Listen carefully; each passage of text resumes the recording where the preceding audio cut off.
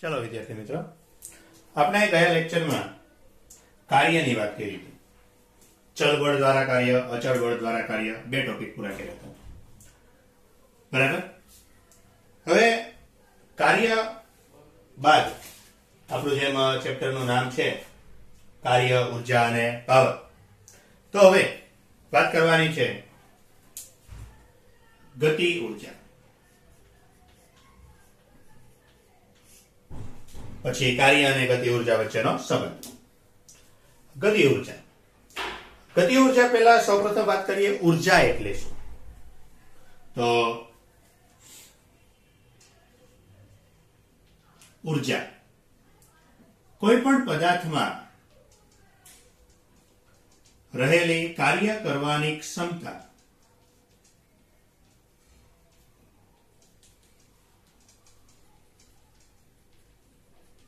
એને ઉર્જા કહેવાય।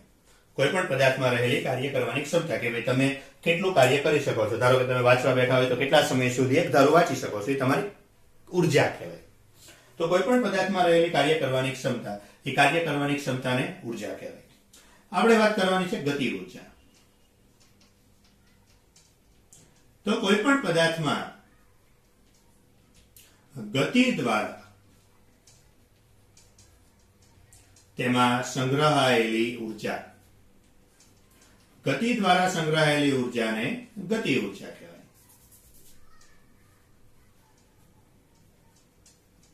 બરાબર। કોમન વસ્તુ છે કે જે પદાર્થની ગતિ વધારે છે એ પદાર્થની ગતિ ઉર્જા પણ વધારે રહેશે।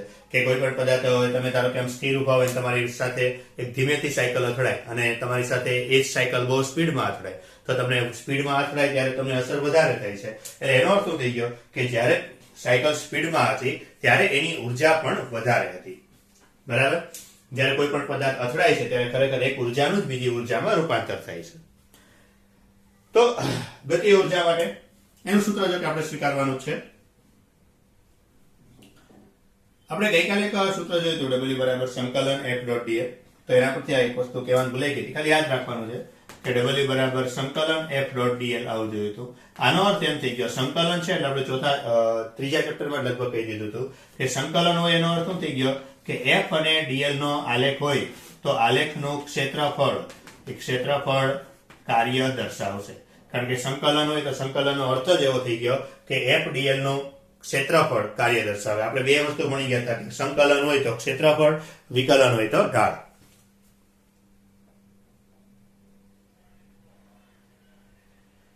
બરાબર।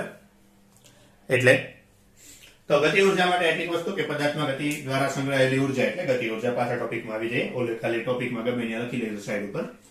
હવે ગતિ ઉર્જાનું સૂત્ર, તો ગતિ ઉર્જા K બરાબર 1/2mv², આવું એનું સૂત્ર છે। એટલે એના પરથી વ્યાખ્યા લખવી હોય તો એમ એટલે શું થશે તો કે પદાર્થનું દળ, તો પદાર્થનો દળ અને વેગના વર્ગના ગુણાકારના અડધા મૂલ્યને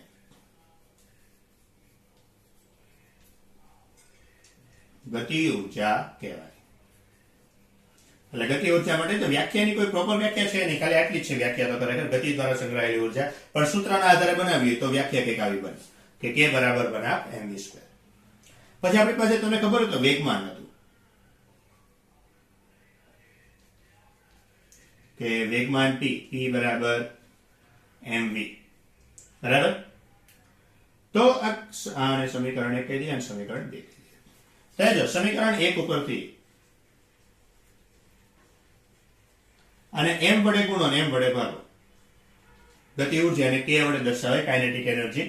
તો m વડે ગુણો અને m વડે ભાગો એટલે શું થઈ જશે તો m તો છે, બીજા m વડે ગુણશો એટલે m નો વર્ગ થઈ જશે અને છેદમાં એક m વડે ભાગ્યો। તો એ જો m² v², mv એટલે શું છે p, એટલે આના પરથી ગતિ ઉર્જા k બરાબર શું મળશે તો p²/2m, બરાબર। એક શોર્ટકટ યાદ રાખજો કે જો વેગમાનમાં n% ફેરફાર કરવામાં આવે તો ગતિ ઉર્જામાં 2n plus or minus 0.01 n square એટલો ફેરફાર થાય. આ શોર્ટકટ છે એમસીક્યુ માટે.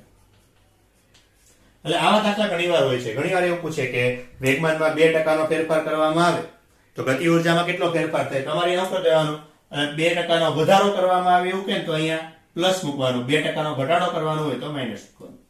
આ સૂત્ર યાદ રાખજો, કામ લાગશે, સીધું શોર્ટકટ થઈ જશે. નહીંતર શું થાય, તમારે આખો દાખલો ગણવો પડે કે ભાઈ પ્રારંભિક વેગમાન કેટલું હતું, અંતિમ વેગમાન કેટલું હતું, એ બધું ગણવું પડે. બરાબર. એટલે એક સૂત્ર યાદ રાખવાનું, 2n plus or minus 0.01 n square. તો કંઈક આ ગતિ ઉર્જા માટે. બાકી ગતિ ઉર્જા છે એટલે બીજી બધી માહિતી તમને ખબર જ હોય કે ઉર્જા છે એટલે એનો એકમ જૂલ, પારિમાણિક સૂત્ર m1 l2 t-2. ત્યારબાદ આજનો બીજો ટોપિક, ગતિ ઉર્જા માટે એટલી વસ્તુ છે. બીજું છે કાર્ય ઉર્જા પ્રમેય. ખૂબ જ મહત્વનો ટોપિક, કાર્ય ઉર્જા પ્રમેય. મહત્વનો એટલે કારણ કે આજે કાર્ય ઉર્જા પ્રમેય છે એ કાર્ય ઉર્જા પ્રમેય વ્યાપક છે, હંમેશા લાગુ પડે. કે પૃથ્વી જેવા મોટા ગ્રહો માટે લાગુ પડે અને પ્રોટોન કે ન્યુટ્રોન જેવા નાના કણો માટે લાગુ પડે. એક વ્યાપક સમીકરણ છે, હંમેશા લાગુ પડે, એના કોઈ નિયમ જ નથી. બરાબર. એટલે ખૂબ જ મહત્વનું છે, ધ્યાન રાખવાનું છે તમારે. હવે કાર્ય શબ્દ આવે એટલે પાછું બે વસ્તુ આવે, ચલ બળ દ્વારા કાર્ય અને અચળ બળ દ્વારા કાર્ય. તો પહેલા આપણે અચળ બળ દ્વારા કાર્ય ઉર્જા પ્રમેય મેળવશું, પછી ચલ બળ દ્વારા કાર્ય ઉર્જા પ્રમેય મેળવશું. બરાબર. પ્રમેય ધ્યાન રાખજો, એનું સૂત્ર જે મળે છેલ્લે એ ખાસ સમજવાનું છે તમારે.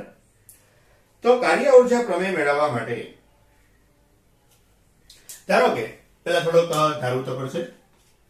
ધારો કે કોઈ m દળના પદાર્થને f જેટલું અચળ બળ, f જેટલા અચળ બળ વડે d જેટલું સ્થાનાંતર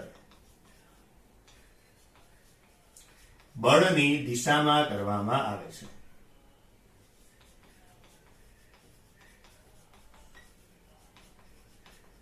બરાબર. f જેટલું બળ લગાડ્યું, d જેટલું સ્થાનાંતર કર્યું, તથા આ જે પદાર્થ છે એ પદાર્થનો પ્રારંભિક વેગ v0 અને અંતિમ વેગ v છે. ધારો કે પદાર્થ ઓલરેડી v0 જેટલા વેગથી ગતિ કરતો હતો, તમે બળ લગાડ્યું, બળ લગાડ્યા પછી ધારો કે એનો વેગ v થઈ ગયો, તો માટે તેના પર થયેલું કાર્ય, જો અચળ બળ છે એટલે આપણે ગઈકાલે કીધું હતું w બરાબર શું લેવાનું, f ડોટ d લેવાનું, એટલે f d cos θ. પરંતુ આપણે એવું કીધું d સ્થાનાંતર બળની દિશામાં થાય છે, બળની દિશામાં છે એટલે અહીં θ 0. f બરાબર તો કે ma બરાબર. એ તો તમને ખબર જ છે, એ એટલે પ્રવેગ. ત્યારબાદ હવે આને થોડીક વાર સમીકરણ એક આપી દઈએ. હવે અહીંયા જુઓ તમે, આ m દળના પદાર્થ માટે વેગ છે, પ્રારંભિક વેગ, અંતિમ વેગ છે, સ્થાનાંતર છે અને પ્રવેગ મારે શોધવો છે. તો આ m દળના પદાર્થ માટે આપણે ત્રીજા ચેપ્ટરનું સૂત્ર ઉપયોગ કરી શકીએ.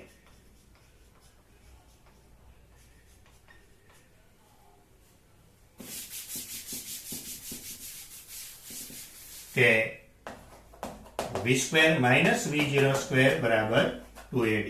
તો આના પરથી a બરાબર શું થઈ જશે, તો v² minus v0² upon 2d. અને સમીકરણ 2 આપી દઈએ. સમીકરણ 2 ની કિંમત 1 માં મૂકી દો. તો સમીકરણ 1 અને 2 પરથી w બરાબર m, a એટલે તો કિંમત મૂકી દઈએ v² minus v0² upon 2d. dd cut, m ની અંદર ગુણાઈ દો તો 1/2 mv² માઇનસ 1/2 mv02.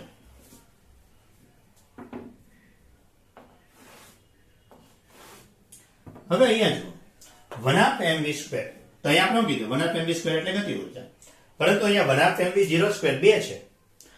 આ v એટલે શું હતું? અંતિમ વેગ. v0 એટલે શું હતું? પ્રારંભિક વેગ. એટલે એનો અર્થ એમ થઈ ગયો ને કે જ્યાં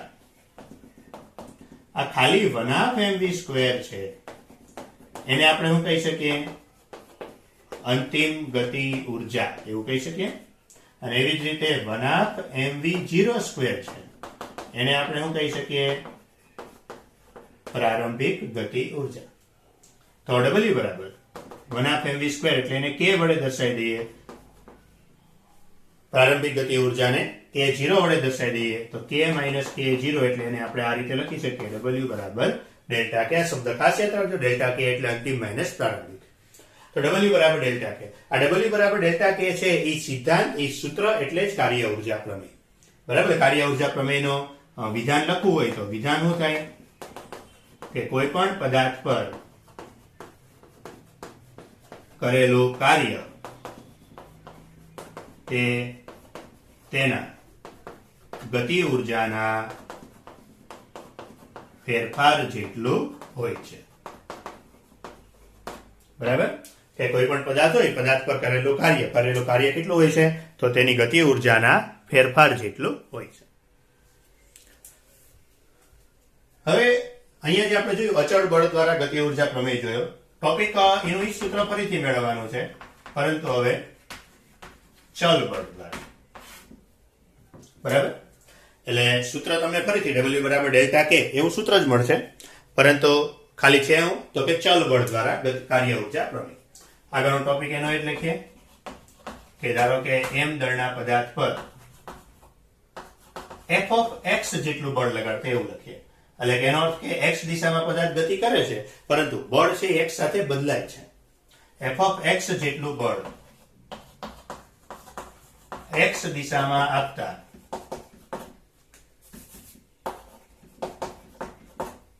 પદાર્થ x દિશામાં સ્થાનાંતર કરે છે. અને આ પદાર્થનો પ્રારંભિક અને અંતિમ વેગ અનુક્રમે v અને v0 છે. ચલો અહીંયાથી બળ આપ્યું છે, ચલ બળ છે. ચલ બળ છે તો માટે પદાર્થ પર થતું કાર્ય. ચલો ચલ બળ હોય એટલે આપણે શું કીધું હતું? f dx. x દિશામાં બળ લાગે છે અને x દિશામાં સ્થાનાંતર છે, એનો અર્થ એમ થઈ ગયો કે અહીંયા થીટા 0. ખાસ મગજમાં રાખજો, બળ ચલ છે. ચલ બળ છે એનો અર્થ એમ થઈ ગયો બળનું મૂલ્ય બદલાય છે. બળનું મૂલ્ય બદલાય છે એનો અર્થ એમ થઈ ગયો પ્રવેગ પણ બદલાય છે. પ્રવેગ બદલાય છે તો આ સૂત્ર આપણે વાપરી શકીએ નહીં. બરાબર? કારણ કે આ સમીકરણ માત્ર ક્યારે વાપરી શકીએ? જ્યારે પ્રવેગ અચળ હોય. આ મગજમાં રાખવાનું ખાસ. તો એ સૂત્ર આપણે નહીં વાપરી શકીએ. તો f બરાબર ma આ તો યુઝ કરી શકીએ. ચાલો a બરાબર તમને ખબર છે એક સમીકરણ છે dv/dt. હવે આટલી વસ્તુ જો તો આ શું થઈ ગયું? dx/dt થઈ ગયું. તો dx/dt એટલે તો વેગ. આ થોડુંક સરખી રીતે ગોઠવી દઈએ. જો જે સંકલન x ની સાપેક્ષે હતું એ સંકલન હવે કોની સાપેક્ષે થઈ ગયું? વેગની સાપેક્ષે થઈ ગયું. હવે m તો અચળ છે, એમને બહાર લઈ લો. ચલો સંકલન હોય એટલે તમને ખબર છે હંમેશા લિમિટ મૂકવાની હોય. તો વેગની સાપેક્ષે છે એટલે પ્રારંભિક વેગ અને અંતિમ વેગ. અને v તો v એ કાંઈ ન હોય એટલે એક તો હોય, એટલે સંકલન શું થશે? તો v²/2. ચલો upper limit minus lower limit મૂકી દો એટલે 2 ને બહાર લઈ લો. એટલે v ની જગ્યાએ v² માઇનસ v ની જગ્યાએ v02. અને અંદર ગુણાઈ દો તો શું થશે? 1/mv² minus 1/mv02. અને હમણાં કીધું તેમ 1/mv² એટલે ગતિ ઉર્જા, 1/mv02 એટલે પ્રારંભિક ગતિ ઉર્જા. તો w બરાબર શું મેળવ્યું? Delta k. બરાબર? તો કઈક આટલું કે ચલ બળ દ્વારા કાર્ય ઉર્જા પ્રમેય અને અચળ બળ દ્વારા કાર્ય ઉર્જા પ્રમેય. બરાબર? એટલે એક ગતિ ઉર્જા અને કાર્યનો સંબંધ દર્શાવતો એક ટોપિક આખો પૂરો થઈ ગયો. નેક્સ્ટ લેક્ચરમાં આપણે સ્થિતિ ઉર્જાની વાત કરશું. બરાબર, સ્થિતિ ઉર્જા કેટલા પ્રકારની હોય, એમાં આપણે કયા પ્રકારની વાત કરવાની છે એની થોડીક ચર્ચા કરશું. સ્થિતિ ઉર્જા છે, પછી યાંત્રિક ઉર્જા છે. બરાબર.